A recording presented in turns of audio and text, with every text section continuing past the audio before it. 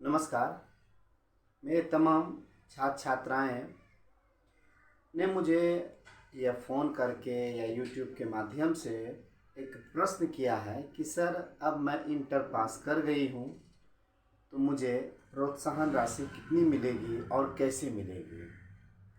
तो मैं समझा कि नहीं, ये ज़रूरी है, हम अपने छात्र छात्राओं को इसके बारे में ज़रूर जानकारी दें, क्योंकि वो बहुत मेहनत करके परीक्षा पास किए हैं। तो इसी के संबंध में मैं आपको जानकारी दूंगा।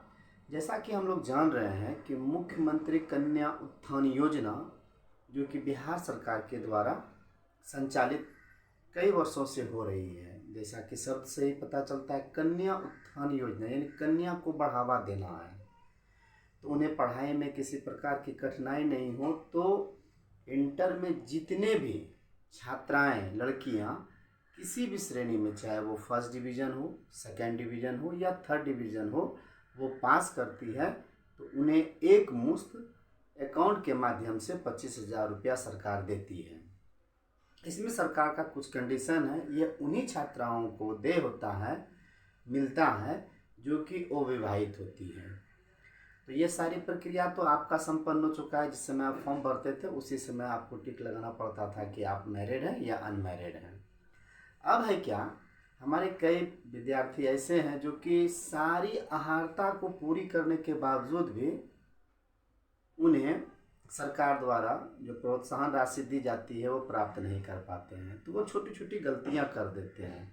तो आज का जो मैं वीडियो बनाया हूँ, अगर ये गलतियां आप नहीं करेंगे तो निश्चित रूप से आपको समय पे प्रोत्साहन राशि प्राप्त हो जाएगी। पहला बात है कि आपको इन सब में से किन किन कागजात की आवश्यकता होगी, तो मैं आपको बता देता हूँ।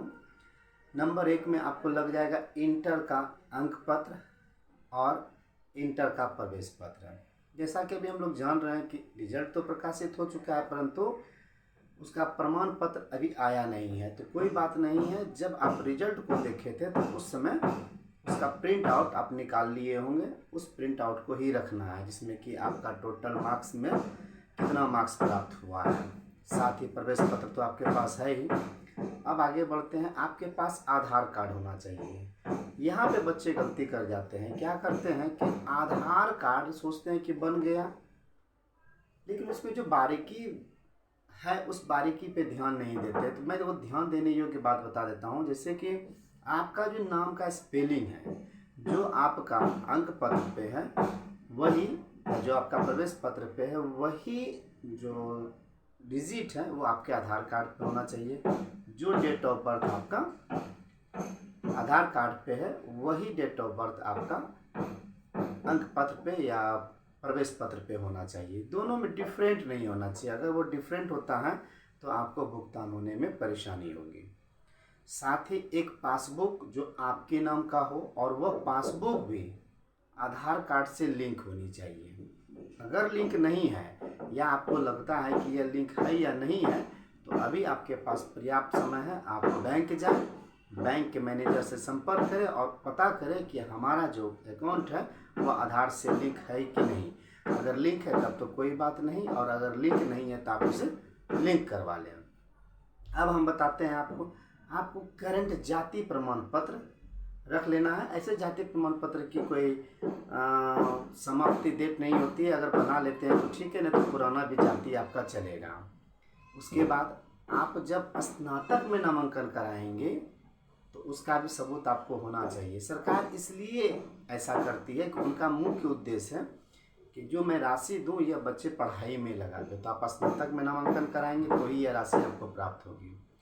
आय प्रमाण पत्र आपका करेंट का होना चाहिए, या आप ऑनलाइन अप्लाई कर दीजिएगा तो आय प्रमाण पत्र आपको समय मिल जाएगा।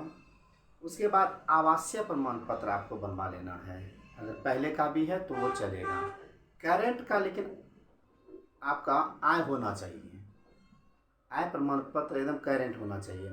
साथ ही अगर ये सारे कागजात अगर आपके पास है तो आपको कहीं चिंता करने की बात नहीं है। ऑनलाइन के समय या पेपर की आपको आवश्यकता पड़ेगा। और जैसे ही, क्योंकि अभी तो सारे लोग आचार संहिता में लगे हुए, आचार संहिता की वजह से चुनाव में लगे हुए हैं, इसलिए अभी यह कार्य थोड़ा सा धीमा चल रहा है। लेकिन जैसे ही हमको लगता है कि इलेक्शन समाप्त होगा तो वहाँ से जो लिंक जारी होगा वह लिंक मैं आप लोगों को शेयर करूँगा, ताकि आप लोग आराम से सारी डिटेल्स को भर दीजिएगा। अगर समय पे भर दीजिएगा तो निश्चित रूप से आपको समय पे पेमेंट हो जाएगा। तो अगर इन छोटी छोटी बातों पे आप ख्याल रखिएगा तो निश्चित रूप से आपको प्रोत्साहन राशि प्राप्त करने में किसी प्रकार की कठिनाई नहीं होगी। तो मैं आशा करता हूँ कि यह वीडियो आप लोगों को अच्छा लगा होगा, और अच्छा लगा होगा तो लोग दूसरे को भी शेयर कीजिए। साथ ही एक अपील मैं जो कि प्रत्येक दिन आप लोगों से कर रहा हूँ कि आओ हम सब मिलकर करें मतदान। मतदान करना ना भूलें, मतदान करना है। फिर मैं नई जानकारी के साथ आता हूँ। साथ ही मैं बता देना चाहता हूँ कि अगर आपको लगे कि मुझे इससे अलावा भी कोई अलग जानकारी चाहिए तो आप मुझे कमेंट करके पूछ सकते हैं। धन्यवाद।